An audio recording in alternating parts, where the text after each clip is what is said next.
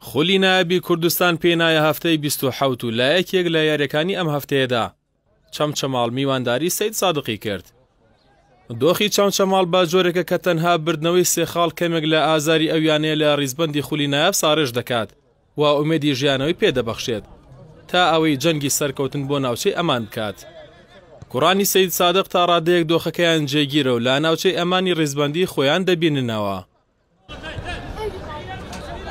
تایمی یەکەم چەمچەماڵەکان زیاتر فشاریان بۆ نیوەیەریگای سەید سادق بوو، بەڵام پێچەوانی چاوەڕێنەکانی هاندەران و کارگێڕ یانەی چەمچەماڵ یانەی سەید سادق لە خولەکەکانی 27 و 35 و 45 لە ڕێگەی یاریزانان سوهەیب تەها و بەڵێن فایق و هاوکار جەمال سێ گۆڵی دوا بە دوای یەکیان تۆمار کردو. چەمچەماڵی لە تایمی یەکەم خستە حاڵەتی مەرگەوە. تایمی دووەم چەمچەماڵ بە تەواوی سەید سادقی خستە ژێر پرێسێکەوە کاکوڕانی شارە زۆر ناچار بوون بە بەرگری یاری بەڕێ بکەن. لە ئەنجامی فشارەکاندا و لە خولەکی 62-67 جیهان جەلال و دارە عەزیز دوو گۆڵیان بۆ چەمچەماڵ کرد و جیاوازەکەیان بۆ گۆڵێک کەم کردەوە.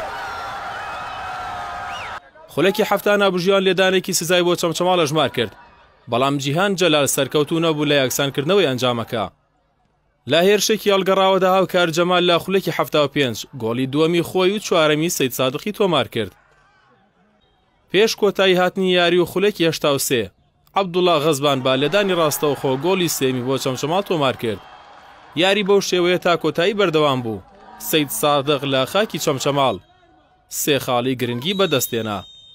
هێواش تروان نزیکە بینەوە لە دابەزینەوەی کە ئێمە ئومێدمان پێ بوو دانەبەزین، بەڵام هێواش لەسەر دەستی ئەم کۆمەڵا گەنجە نادێکەمان بەرەو دابەزینەچی. گێمی یەکەم یاریە باشمان کرد، توانیمان پێشکەین بە سێ گۆڵ. گێمی دووەم ئەو ڕێنمایانەی پێشکە جارزانەکانمان کرد نەوعەنما تۆزە ساردەبوونێ پێنەوە دیار بوو.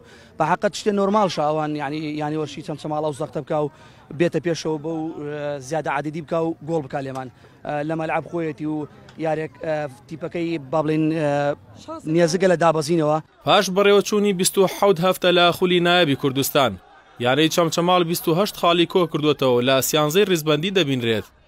یانەی سەید سادقیش بە 35 خاڵەوە شوێن پێی خۆی لە پلەی شەشەم جێگیر کرد. چەمچەماڵی خاوەن ماڵ بریندار بە لە دەستدانی خاڵ هەفتەی 27 خولی نایابی بە شکستێکی گەورە بەڕێ کرد.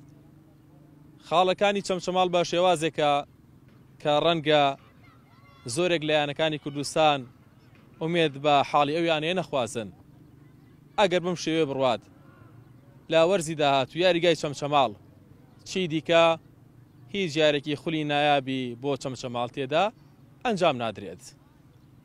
هەستیار حاجی، کەناڵی پەیام، چەمچەماڵ.